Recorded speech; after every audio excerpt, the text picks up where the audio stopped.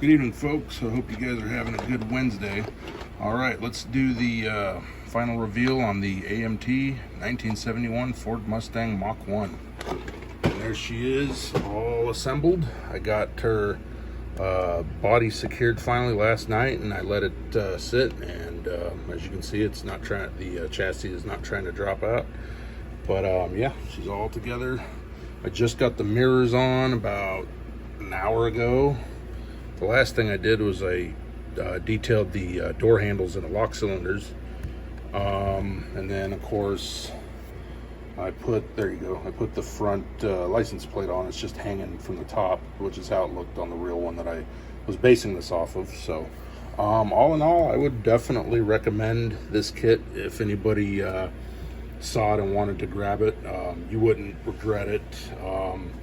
The molds are old, of course, and they could be better, but for what this kit is, it's not bad at all. It actually looks good when it's done.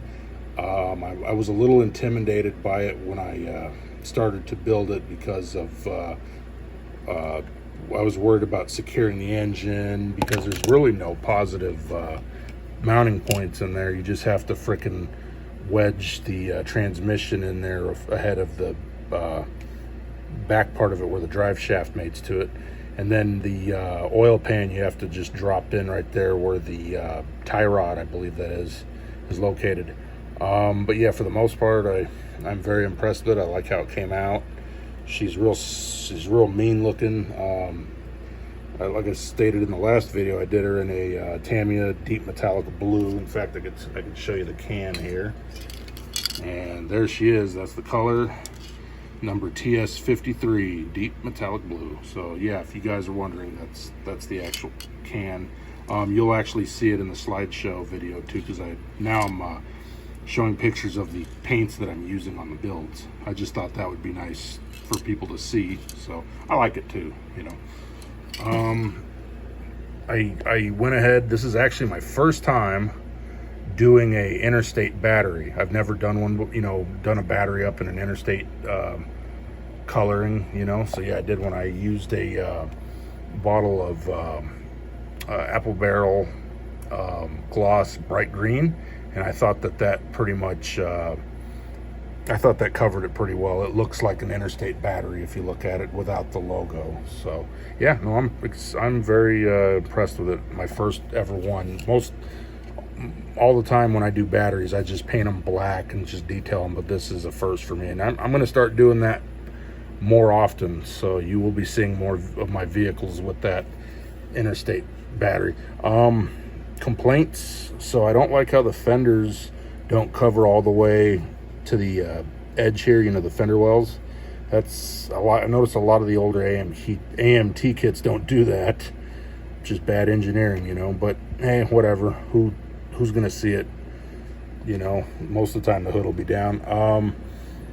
One thing that's kind of a pain in the butt too, I don't like how the majority of the transmission is visible and exposed like that, but it's such a big engine bay. I guess that's just how it is, especially with that stubby transmission, but no, it looks good otherwise. Where it is disappointing is that there's no radiator hoses.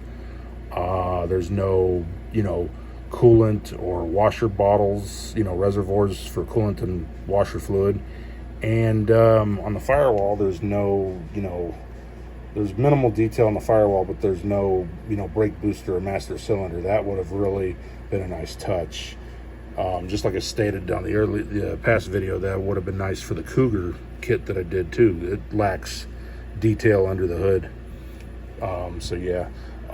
One fear I had, or concern that I had when I was finalizing this kit, was before the core support went in, when I was doing test fits, the body would sink down a little bit in the front, and when I would put my hood on, the hood wouldn't go all the way flat. It would catch onto the air cleaner of the engine. Well, once I got the interior in, and then I got the radiator core support glued down, and then I was ready to put the body down, I noticed that resolved that problem. And then when I did another test fit, boom, there you go, that fixed it all. So if there's any concerns about that when you're buying this kit, once you get the core support in, that should fix that. At least it did on mine.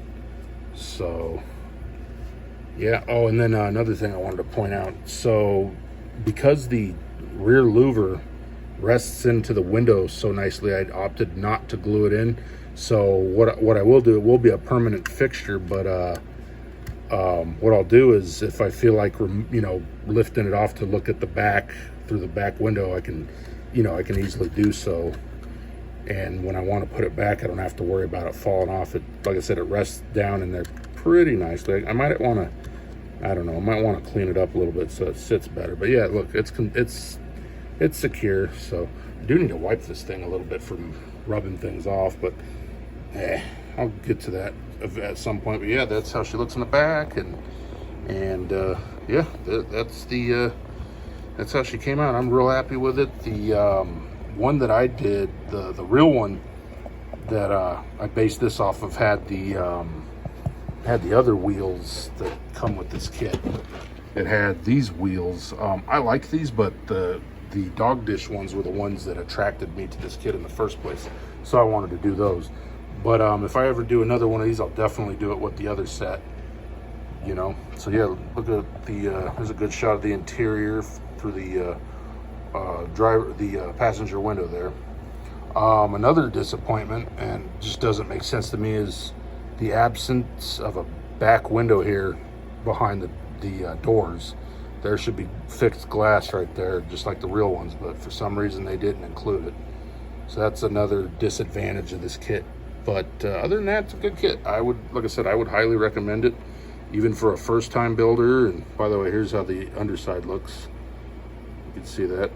So yeah, I would definitely recommend this kit to anybody if they want to do a Mach 1, you know, and maybe they want to do, you know, maybe they don't want to do the Revell version or whatever, you know, definitely get the AMT one. Can't go wrong with it for sure. So yep, she's a sexy looking car. She's definitely ready to burn rubber.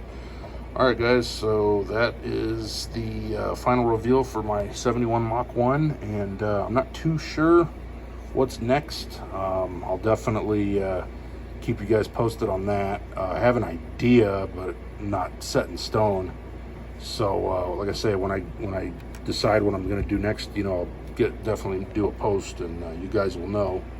So in the meantime, just stay tuned for the slideshow video, and we'll see you next video. You guys take care.